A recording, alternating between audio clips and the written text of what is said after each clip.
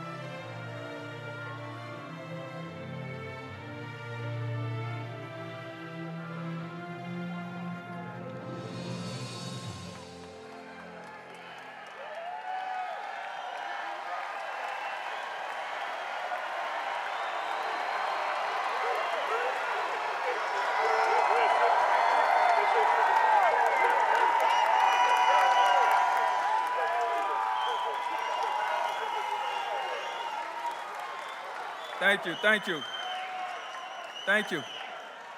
I want to thank the Hall of Fame for making me the first returner to ever wear this gold jacket. And I want to congratulate everyone in the 2024 class for being here. I'm proud and honored to be up here with you guys.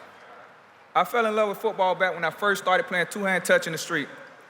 And as kids, we couldn't kick the ball that far, so we would throw it off high and make it look like a kickoff. And every time they would throw the ball off high, out of 10 times, I would take about 7 of them back. I felt like football chose me. From Pop Warner to high school to college to the NFL, the first play of every game, I always did something special. My first carry in high school football, I took a 22-yard handoff for a touchdown. And when I got to college, the first time playing in the Orange Bowl, the first play of the game, I took a 97-yard kickoff return back for a touchdown against the Florida Gators. Every glimpse of me trying to go to the next level, it would always happen on the first play. It was a sign that let me know that football was meant for me. I love this game more than I can say, and more so, it loved me back. Where I grew up, in Revere Beach, Florida, football was all we did. From recess, PE, to every after-school activities, we was always on the field. My first coach was Carl Bowden, which is Anquan Bowden's dad. He taught me discipline and always threatened to beat my tail whenever I got out of line. At the age of 10, I was coached by Coach Ransom. His discipline and passion gave me the love to give back to my community. When I got to Suncoast High School, I was honored to be coached by Carl Gibbons. He threw me right in the fire from day one by putting me on the varsity football team as a true freshman. And when the University of Miami recruited this young kid out of Revere Beach, Florida, they gave me a full scholarship to play for the best university in the world.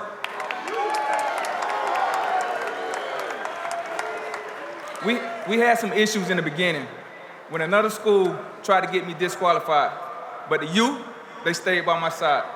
Christina, for student council, spent countless hours helping me study and prepare for tests. And my strength and conditioning coach, Andrew Swayze, pushed me to the limit that I never felt I can go that far. And Coach Dan, appreciate you for putting that big S on my chest. Most of all, Coach Larry Coker kept his promise for keeping that number 4 jersey clean until I was able to wear it. Then there was the Chicago Bears.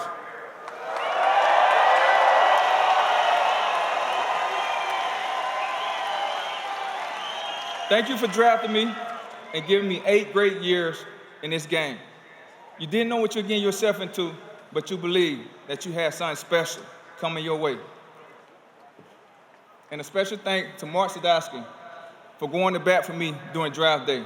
Trust me, I know that story. To the great Coach Lovie Smith,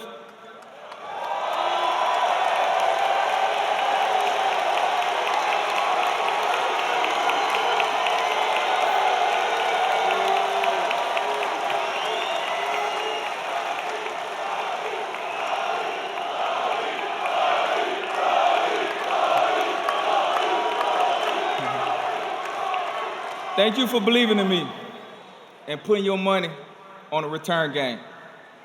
I hope we made every critic bite their tongue.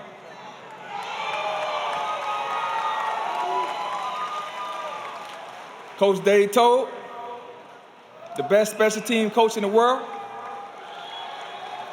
the relationship that we built is like no other. We will fuss and fight Monday through Saturday evenings, but then on Saturday night meetings, we were smiling from ear to ear like the perfect combination.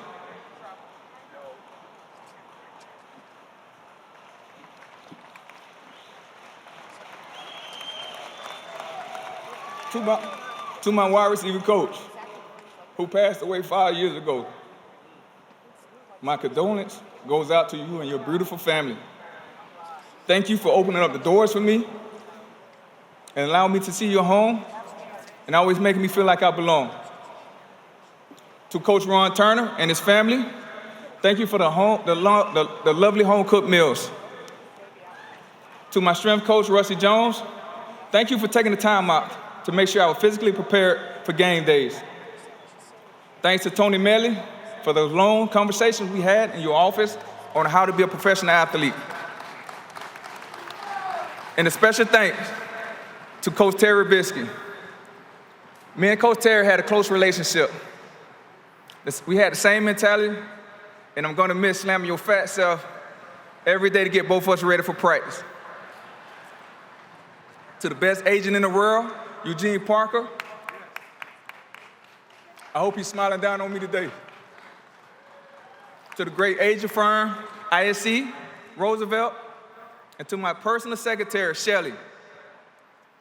Thank you guys for the hard work you put in and day out. Also, I want to thank the Baltimore Ravens, the Seattle Seahawks, and especially the Atlanta Falcons organization for giving me an opportunity to play my final 3 years on the field.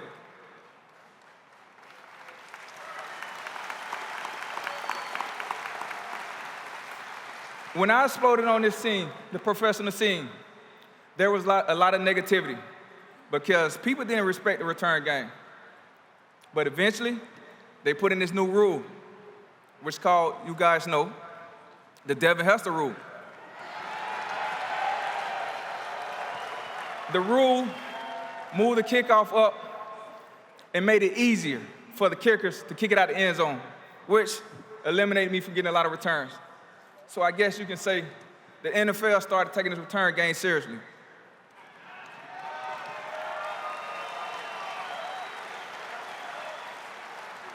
I hope me being here today opens up the doors and brings some attention to other guys like Brian Mitchell and Josh Cribbs, because I'm not the only returner who deserves to be in the Hall of Fame. I'm just the first.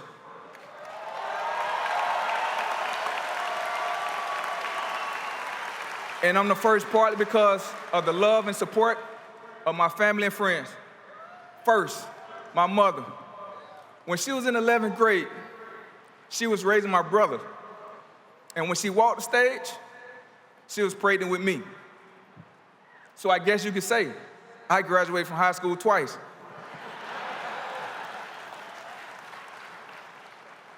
She sacrificed everything to take care of us, even if it meant bouncing a check from time to time. She never missed a sporting event, even if sometimes she missed the first quarter. Mom, all the hard praying and fasting you did were well worth it. Because I can honestly say, out of 350 million mothers who have sons that play professional football, your son is a Hall of Fame.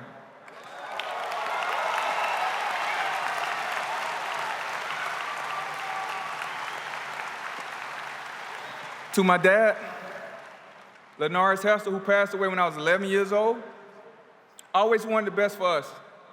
He would always give me words of encouragement, and he always told me to be a great father, a husband, and to be someone special in life. And I hope you're proud of the man that I have become today, Dad.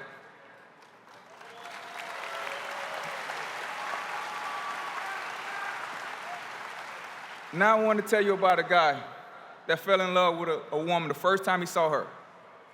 2 or 3 weeks later, he went to visit her at home. And when this beautiful lady opened up the door, she was standing there with 2 kids, 2 little boys. His eyes lit up. But over the years, he built a relationship with these 2 boys and treated them like his own. He taught them the fundamentals of football and even all types of sports. He even would rush home from work to video record their games. And then afterwards, they would go home to watch them, and he would critique them. And when this guy would drop these 2 boys off to school with $4 in his wallet, he would give each one $2 apiece, leaving him with $2 for lunch. I don't think this man get enough credit for raising these boys today, but we do. To my stepfather, Derek Brown.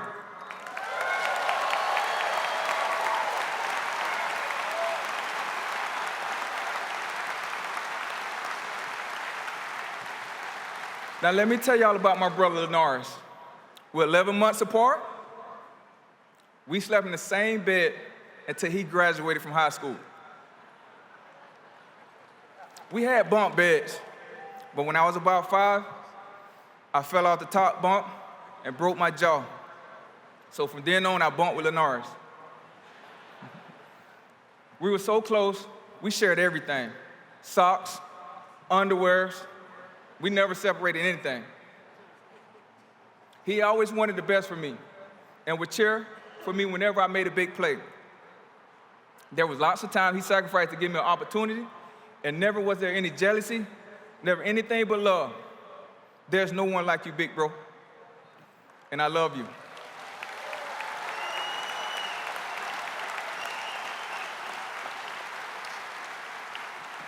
I also want to show some love to my younger sister, Keandra Brown, who felt she grew up in the shadow of me and Linares. She's a great mother to her 3 kids, and is a great sister who's always been my #1 fan. Happy birthday, Keandra. I'm so proud of you.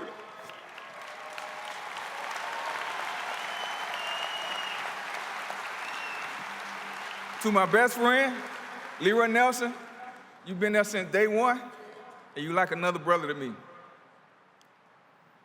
Okay, now, let me give some love and honor to my beautiful wife, Zinga. We've been married for 14 years, and it's been great. I'm lucky and blessed that she's so easygoing. She doesn't let anything get to her. She doesn't like to argue, and we never really argue because she's always trying to make the best out of the situation, never the worst. When we had our first son, he would cry in the middle of the night, and Zinga would tell me, Devin, go in the other room and get you some sleep. Now that we have 3 sons, and Zinga still does all the hard stuff, homework, cooking, cleaning, keeping the house maintained, making life comfortable for her men. She's an amazing wife, mother, person, and the crazy thing about it is nobody has anything negative to say about her. We're soulmates, we're opposite, we balance each other out for the perfect. Zinga, I love you, and I'm so thankful for you. Love you, baby.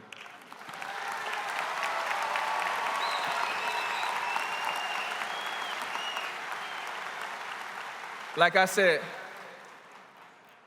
I'm also blessed to have 3 sons, ages 6 through 14. My oldest, Devin Jr., I'm so proud of this kid. I never forced him to do anything, and everything he has, because of his personality and how hard he worked. Devin is friendly to everybody.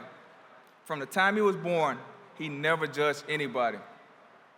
We would go by to school at recess, and if there was a kid who may had a disability or physical problem, Devin would always make that kid feel like he belonged.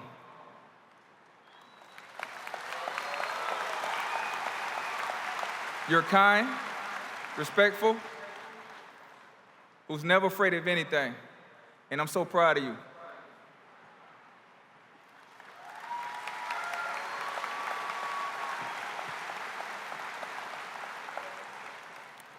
To my son, Drayton, you remind me of myself because of the passion and dedication that you have for sports. I can see the passion that you have in this game. I know the path that you're walking because you want to be great. You're going to have jealousies and enemies. But even at a young age, you have the mindset to say, Dad, I'm not worrying about what people say about me. They're not really mad at me. They're mad at you for coaching me. But we all know that what I do on the field is because of how hard I work. Wow. Proud of you, bro.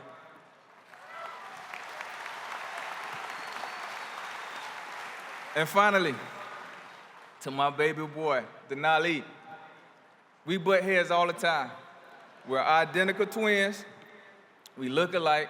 His attitude, his mindset, we're so similar.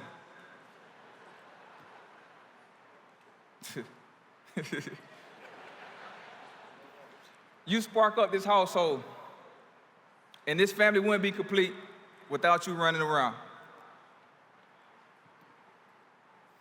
You can see that I'm blessed in the people who support me and blessed to have found a place to use my skill. So I want to say a few words to the younger players out there, especially my 11U Anytime Jags, who may be undecided about what position you want to play in football or in life. Sometimes we get stuck in our own ways, wanting to be a quarterback, a running back, or this wide receiver. But you have to leave your options open because God's plan might be better for you. I wanted to be a running back, but God's plans wasn't that for me. Sure, I might have been the 178th best running back in the world or the 297th best wide receiver in the world, but instead, I embraced God's plan for me, and mostly, I accepted it. I accepted my calling.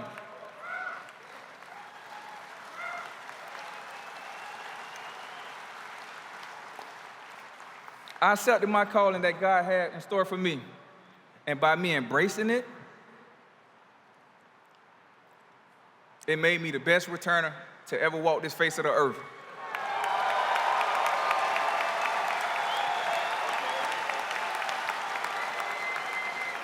At least, as of right now. So again, thank you to everyone who helped me get this far, and congratulations to all the guys up here who made it to the 2024 Hall of Fame. I'll be looking to see what the Hall of Fame does next year because we made this class of 2024 tough to beat. Thank you.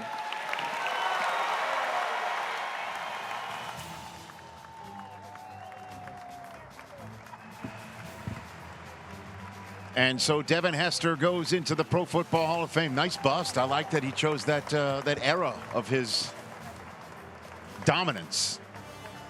That goes up there with Polamalu and Kevin Green with some of the best hair busts, right? Yeah, absolutely. Yeah. Ed Reed, too. Ed Reed, too. Can't forget Ed. So Devin Hester goes in 4 down. There are 3 more to go. And when we come back here in Canton, Ohio,